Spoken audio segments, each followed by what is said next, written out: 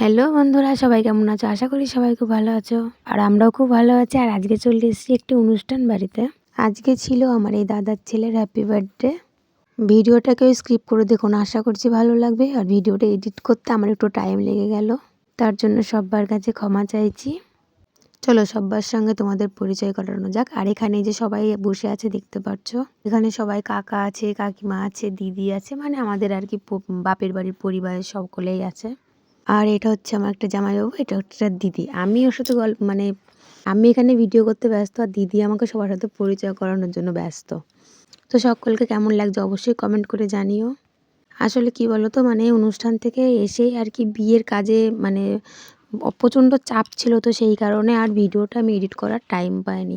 তো আমরা তো খুবই নাচানাচি করেছিলাম। আর এখানে গোপাল ভাঁড় সবথেকে বেশি আনন্দ করেছে আমাদের সঙ্গে। তো যেখানেই যাব নাচ তো করতেই হবে, নাচ না করলে আর বিষয়টা আর কি বলো তো জমে না।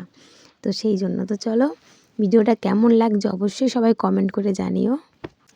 তো তারপরে এখান থেকে তো নাচানাচি করার পরে আমরা মানে খাওয়া দাওয়া করে নিয়েছিলাম। তো মানে অনেকটা রাত হয়ে গেছিলো বাড়িতে যেতে, সেই জন্য মানে যতটা পেরেছি তোমাদের সঙ্গে ততটা আমি শেয়ার করার চেষ্টা করেছি। অনেক দিন পর এরকম একটা ভিডিও এডিট করছি আর ছাড়ছি। তো সবাই প্লিজ কমেন্ট করে জানিও কেমন লাগছে। তো কথা বলতে বলতে দেখো বসে পড়েছি খেতে।